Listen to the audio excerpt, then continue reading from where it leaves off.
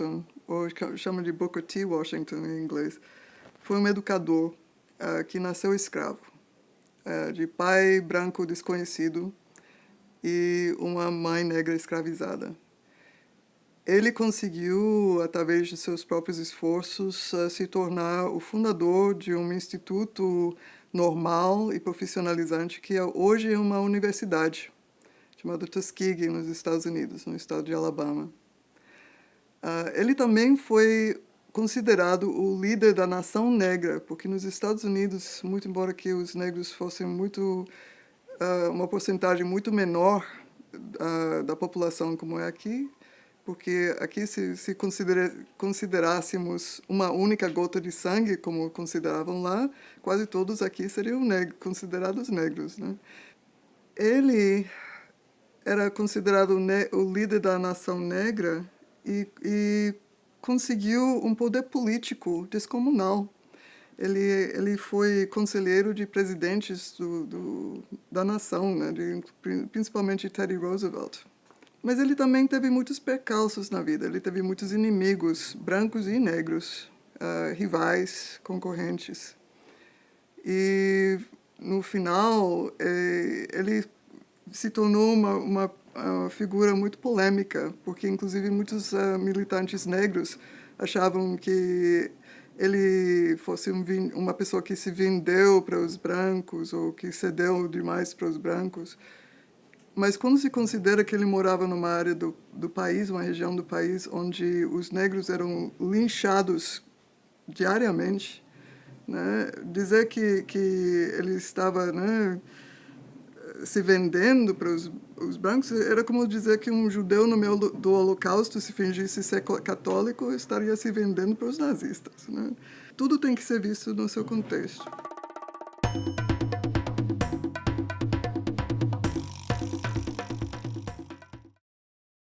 Agora, Manuel Quirino nasceu livre. Não sabemos bem quem eram seus pais, porque no final da vida apareceu no certidão de óbito que era o filho de uma tal de Maria Adalgisa, que não era o nome da pessoa que colocaram na biografia, né? Da mãe como mãe. Então, tem várias teorias. Eu acho que talvez o pai biológico dele tenha sido o tutor branco dele, né? Que também se chamava Manuel Correia Garcia, e era um educador, um dos fundadores da Escola Normal, e cuidou de criar Manuel Quirino, sabendo escrever, ler, que salvou a vida dele, né? Porque ele foi recrutado à força para ir para a Guerra do Paraguai e acabaram mandando para escrito do batalhão no Rio de Janeiro. Ele também, como Booker T. Washington, pelos seus próprios esforços de trabalho, conseguiu se instruir e acabou se formando na Escola de Belas Artes como professor de desenho geométrico e escreveu vários livros.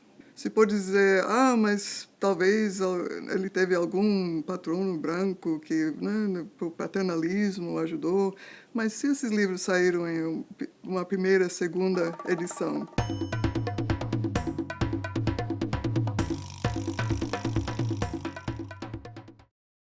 Bahia de Outrora, que é um livro que ele escreve sobre os costumes antigos da Bahia, inclusive fala de capoeira, na época que era super legal, né? Como candomblé também era na época. Que ele foi um dos pioneiros nesse sentido, de preservar os costumes.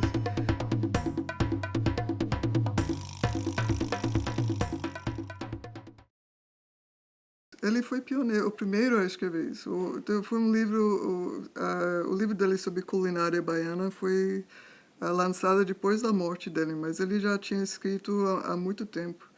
Quando ele foi levado para o Rio de Janeiro, estaria sendo encaminhado para a Guerra do Paraguai, mas acabou, né, ficou na escrita do batalhão no Rio de Janeiro.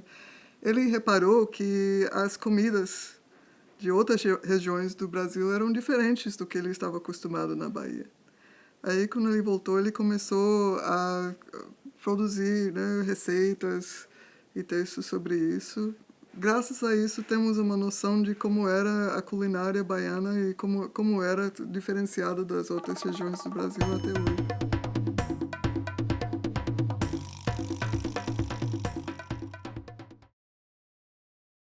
ele também escreveu sobre as festas da Mãe d'Água, né, e outras que não tinham nada a ver com a cultura africana em si. Né. E é graças a ele que temos conhecimento de como era, né, a vida popular, né, do baiano naquela época, né, no início do século XX. Ele também escreveu sobre as festas pastoris.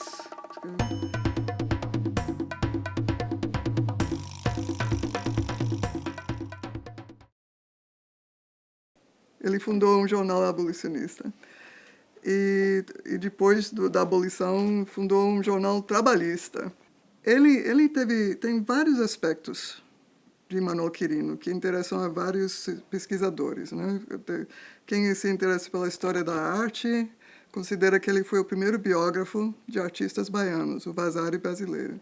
Quem se interessa pela política vê que ele foi um vereador, um dos primeiros vereadores negros, e também se tornou líder operário em 1874. E lembramos que a abolição, né, da escravidão aconteceu em 1888.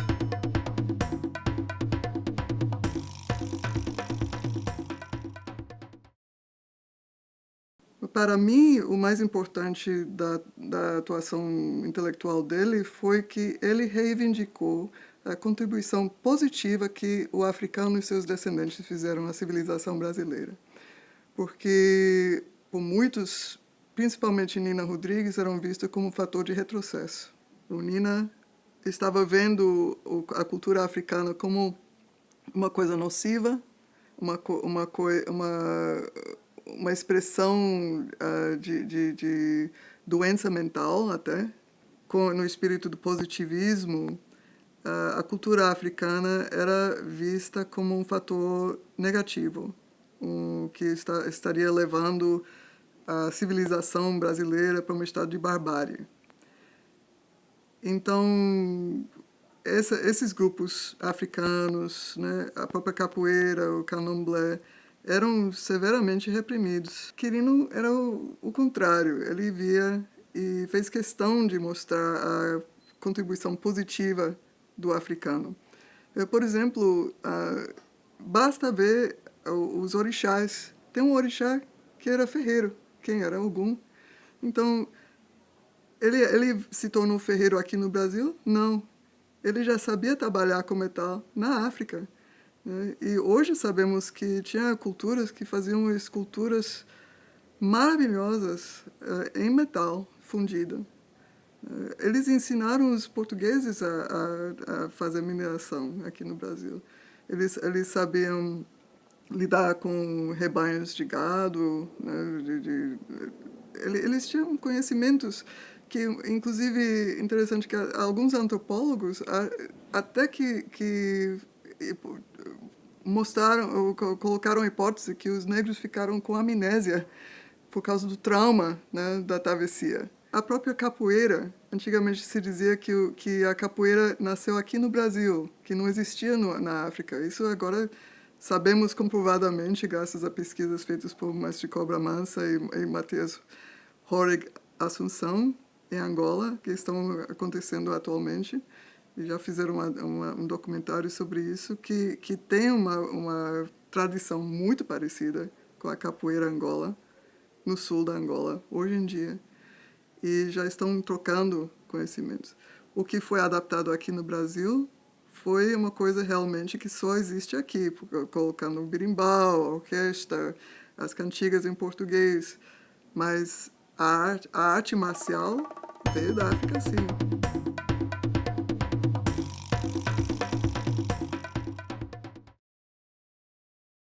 Existe essa ideia de que todos os negros eram escravos até a abolição. E isso é longe de ser verdade, porque, primeiro, até teve uma série de leis promulgadas para tentar abolir a escravidão paulatinamente. Né? Teve a lei do ventre livre, em que os filhos de escravos nascidos após aquela lei seriam considerados ingênuos, e com 21 anos eles seriam libertos. Só que a abolição chegou antes, né, dessa data, que os libertos após essa lei não teriam feito 21 anos ainda quando aboliram a escravidão. Teve a lei sexagenária, que inclusive Quirino se opôs a essa lei, que foi promulgada por seu tutor político, no conselheiro Dantas, porque considerava cruel, né, que uma pessoa que trabalhou a vida inteira de graça para o senhor, com 60 anos, quando já estava contando com pelo menos ter um teto e alimentação até o final da vida, seria simplesmente, né, liberto para quê? Sem saúde, sem dinheiro, sem senhor, e, né, aí consideraram uma barbaridade. Mas esses eram os esforços que estavam fazendo para abolir pela lei. Também tinha a possibilidade do escravo ser liberto através da negociação da alforria. Era uma situação muito complicada, né? João Reis e Sidney Chalhoub mostram dois lados dessas possibilidades, porque você vê casos, por exemplo, como o Domingos Sodré, que é o personagem principal de um livro de João Reis, que conseguiu a alforria e se tornou, consideramos, praticamente um pai de santo, né? Teve o caso de Francisca da Silva, que foi a fundadora do candomblé da Barroquinha. Pelas pesquisas de Nicolau Paredes e Lícero Castillo, descobriram que ela conseguiu se alforriar. Ela mesma teve escravos, que não era raro, né? Tinha até escravo que tinha escravo. O próprio Quirino fez questão de mostrar que, por exemplo, teve professores da língua de grego, teve militares, teve intelectuais, pesquisadores, médicos negros antes da abolição. Temos a família Rebouças, né, a família de engenheiros, como acabei de falar de Teodoro Sampaio, também engenheiro, Quirino. São muitos casos, esses são os mais conhecidos de negros que conseguiram se instruir de alguma forma.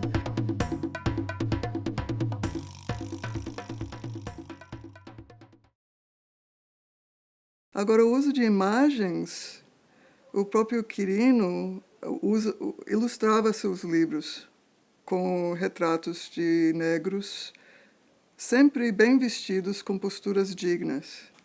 Que podemos fazer uma comparação, por exemplo, com as imagens que Cristiano Júnior produziu em estúdio de pessoas negras vestidas como escravos, ou seja, usando roupas esfarrapadas, descalços, né?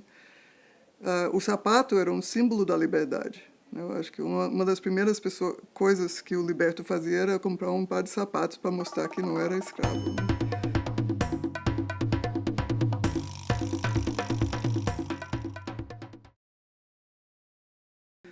O Booker T. Washington, quando fazemos uma comparação entre Manuel Quirino e Washington, temos que levar em consideração que Washington era conhecido no mundo todo, né? Quirino apenas no Brasil, que não é pouco. Inclusive, ele teve um obituário que saiu no jornal no Rio, quando faleceu, e não tiveram nem que explicar quem ele era. Então, isso já indica que ele era famoso no Brasil. Mas Washington, os obituários dele saíram no mundo todo, já mostrando que era uma figura conhecida internacionalmente, inclusive no Brasil e por Manuel Quirino. O Washington encomendava fotografias, ele trabalhou com fotógrafos e fotógrafas negros e brancos. E ele fez questão, sabemos pela documentação que ele deixou, de sempre mostrar uma imagem positiva do negro. Por exemplo, quando um fotógrafo saiu e tirou uma foto de um bar que tinha proprietário negro, disse, não queremos associar o negro com bebida alcoólica. Quando mostrava as escolas, os colégios que foram fundados para os negros, porque na época nos Estados Unidos os negros não podiam estudar nas mesmas escolas que os brancos, ele criava escolas, formava professores e mandava criar escolas para negros. E as fotografias que tiravam mostravam os estudantes bem vestidos, sérios, né, focados nos estudos, nas suas atividades. E a ideia era de mostrar o negro como cidadão. E esse também era o intuito de Quirino.